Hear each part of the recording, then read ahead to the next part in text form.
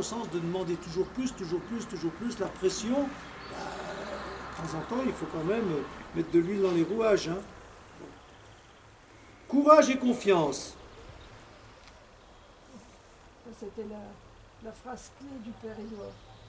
Du Père Du Père Édouard Brand, notre ancien curé. Courage et confiance. Il disait souvent comme ça. Allez, courage, confiance. Le courage, ça veut dire qu'il faut y aller. Et confiance, on y arrivera. Voilà. Face aux épreuves, aux échecs, aux tentations, aux difficultés apostoliques ou spirituelles, il faut éviter deux excès, la pusillanimité ou l'orgueil. Voilà ce qu'il dit. La pusillanimité, c'est pas facile à dire ça. La pusillanimité. La pusillanimité cause cette misère si dangereuse et si nuisible. On manque de courage dans les grandes choses pour bien utiliser la grâce que notre Seigneur accorde pour espérer en lui. Si tu n'as pas de courage, eh ben, ça veut dire que tu n'utilises même pas la grâce que Dieu te donne. Hein. Voilà. Et à l'opposé, quant à ceux qui s'estiment eux-mêmes quelque peu et placent leur fondement en eux-mêmes, se croyant davantage qu'ils ne sont, ils sont plus faibles lors des grands périls et des grandes épreuves que les pusillanimes. Voilà. Il y a ceux qui n'ont pas de courage, il y a ceux qui sont orgueilleux. Ceux qui sont orgueilleux croient qu'ils vont tout faire tout seuls, et finalement ils se plantent plus vite que les autres encore. Hein. Voilà. Quant à lui, il témoigne. Une seule chose me donne du courage, c'est la grande confiance et espérance en lui, en Dieu, qu'il a daigné mettre en nous. Ça va comme ça? Alors, petite pause méditation. Je vous pose cette question-là. Actuellement, tel que vous êtes, quel est votre projet prioritaire? Vous y pensez? Il vous effraie peut-être? Ou voilà, oh là, il faut encore faire ça, je me lance dans quel truc? Quel est votre projet prioritaire? Et est-ce que vous l'abordez avec courage? Allez, j'y vais, et confiance, Dieu m'aidera. D'accord?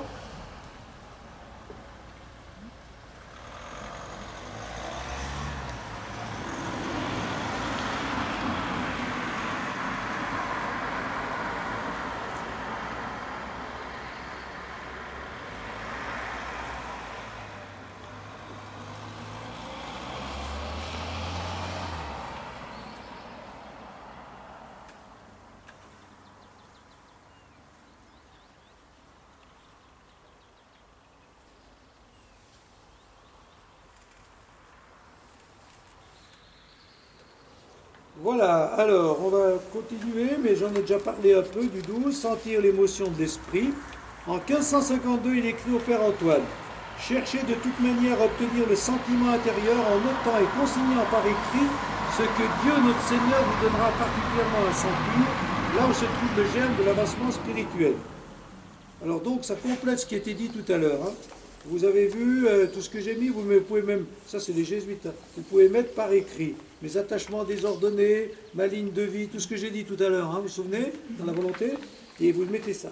Et puis, à la fin de tout ça, ben, vous essayez de sentir quel est votre ressenti le plus positif. Le signe de la volonté de Dieu en nous, c'est ce ressenti spirituel fort provoqué par telle parole de la Bible, tel projet, tel appel, tel événement, telle rencontre, tel besoin, tel attrait intérieur, tel état de grâce. Que Dieu vous donne de connaître et de sentir dans l'intime de l'âme sa très sainte volonté, et une fois senti d'avoir des forces puissantes et des grâces pour l'accomplir en cette vie avec amour. Dans les périodes d'hésitation, c'est comme ça que François discerne la volonté de Dieu. Il a plu à Dieu dans son habituelle miséricorde de se souvenir de moi. Avec une grande consolation intérieure, j'ai senti et j'ai compris que c'était la volonté de Dieu que j'aille au Malaga. Cette sensation n'est ni sensiblerie, une émotion superficielle, une émotion, mouvement, élan de l'esprit. Donc, quand on a fait tout ce que j'ai dit tout à l'heure, on essaye de suivre le ressenti le plus fort. Finalement, c'est plutôt vers ça que je dois aller, d'accord? C'est plutôt vers ça que je sens que l'Esprit Saint me pousse et m'élève vers Dieu. Le ressenti est déterminant, c'est lui qui permet de faire basculer la balance dans un sens. D'accord? Vivre dans la joie. Jamais en ma vie je n'ai ressenti tant de joie et de satisfaction spirituelle.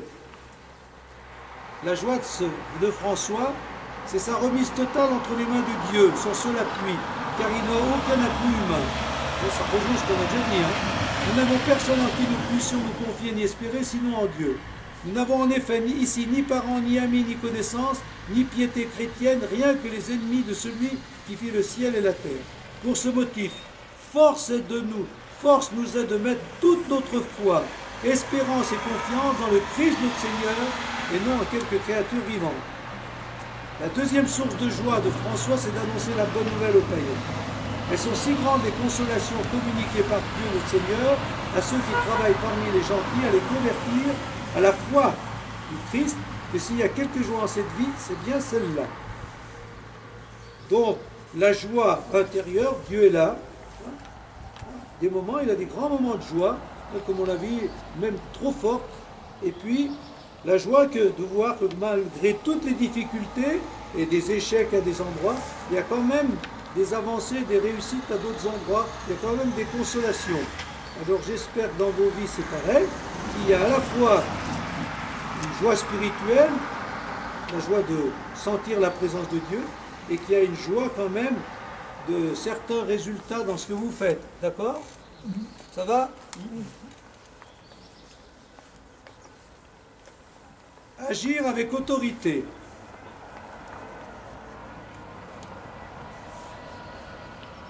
François fait preuve d'autorité en osant dire ce qu'il faut dire et prendre les sections nécessaires quand ça va mal. Donc ça rejoint tout à l'heure. Il est doux, il est bon, mais il y a une certaine fermeté et allier les deux n'est pas toujours facile. Au père Rodriguez, un jeune jésuite, il écrit en 1552 « Vous n'êtes pas l'apôtre que vous devriez être. Voici ce que je vous ordonne de faire en vertu de l'obéissance. Soyez soumis au père curé. » C'est un jésuite qui ne veut pas faire ce que son curé lui demande, là où il est.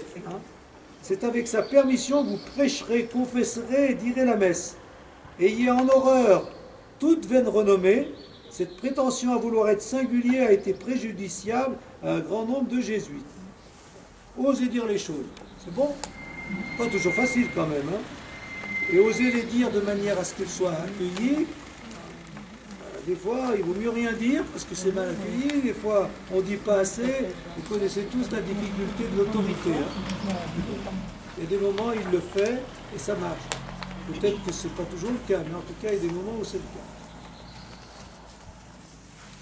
En toute liberté intérieure, dire ce qu'on a à dire, faire ce qu'on a à faire, oser dire non, oser s'opposer même à l'autorité, rester libre à l'intérieur de soi, voilà l'attitude à avoir quoi qu'il arrive pour ressembler à Jésus. Vous savez la fameuse phrase de Jésus que j'aime beaucoup, passant au milieu d'eux, il allait son chemin. Les gens disent blanc, les gens disent noir, certains ont dit fais ceci, fais pas ça. Osez rester libre intérieurement.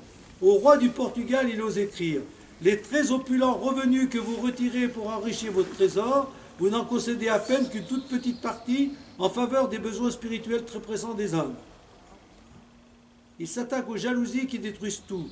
On s'abstient de faire ce que requiert le service de Dieu en raison des saintes jalousies que les uns éprouvent envers les autres. Les uns disant « je ferai » et les autres « non, ce sera moi ». Bon, ça vous connaissez ça dans tous les domaines, pas seulement dans l'église. Les jalousies... Il n'a pas dû se faire que des copains. Comment? Il n'a pas dû avoir que des copains. Eh ben non, mais il faut aussi. Oui, vous connaissez tout ça. Il faut être bon, il faut être conciliant, mais aussi il faut un peu dire les choses. Il faut aussi parfois se mettre à dos certaines personnes. Il y a des moments où c'est pas trop. C'est aussi là, qu'est-ce que je dois faire? Est-ce que je dois dire ça, mais je me mets à dos? Est-ce que je ne dois pas le dire, mais je laisse aller? Ça, c'est tous les problèmes intérieurs que vous pouvez avoir. L'essentiel, c'est toujours de dire que ta volonté soit faite. Et puis finalement, on fait ce qu'on sent être la volonté de Dieu. Et ça va bien. Si on fait ce qu'on sent être la volonté de Dieu, tant pis s'il y a eu des petits accros. Moi, je crois que c'est aussi ça François Xavier. Faites toujours, voilà, ce que vous... Après avoir discuté, fait peser le pour et le contre, vous sentez que vous devez faire ça, vous le faites. Eh bien, vous ne revenez pas là-dessus, d'accord? Le ressenti, il ne faut pas le remettre en cause. Parce qu'autrement, on se détruit. On n'a peut-être pas fait ce qu'il fallait, mais parce qu'on croyait que c'était la volonté de Dieu, ben c'est bien. Même si on s'est trompé, faisons comme si on ne s'était pas trompé, d'accord? Continuons d'avancer et ça s'éclairera par... Dieu fera ce qu'il faut. À la limite, c'est ça. Faites confiance à Dieu. J'aurais pas dû dire ça, je l'ai dit. Mais Seigneur, je l'ai fait parce que je croyais que c'était... Eh ben, qui se débrouille? Vous voyez, c'est ce qu'il faut dire. Hein. J'aurais pas dû dire au chef, t'es pas assez généreux, maintenant il m'exclut, ben tant pis. Hein. Donc cultiver ma liberté intérieure et avancer sur mon chemin de vie sans reculer devant les obstacles qui viennent d'en haut ou d'en bas, ou de pression extérieure. Toujours passant au milieu d'eux, il allait son chemin. Je pense que Dieu me demande de faire ça, je le fais, et je me sens libre, et c'est bien comme ça. Et puis on termine, avance en eau profonde. C'est cette phrase de Jésus que François a le plus médité, goûté, vécu, mis en pratique. C'est celle qu'il a le plus ressentie comme motion de l'esprit, et que Dieu lui a donné la force d'accomplir avec passion et jusqu'au bout de ses forces, puisque c'est en Chine qu'il achèvera son parcours, alors qu'il envisageait une nouvelle et vaste mission. Donc avance en eau profonde, ça a été un peu sa parole d'évangile phare, hein, sa lumière prioritaire, hein, son soleil.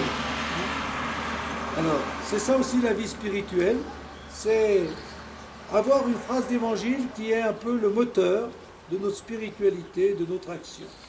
Alors, je ne sais pas si vous en avez dans la tête, et donc vous pensez à la phrase, si vous aviez à dire, oui, quelle est la phrase d'évangile, François, Xavier, quelle est la phrase d'évangile qui est le plus moteur de ta vie spirituelle?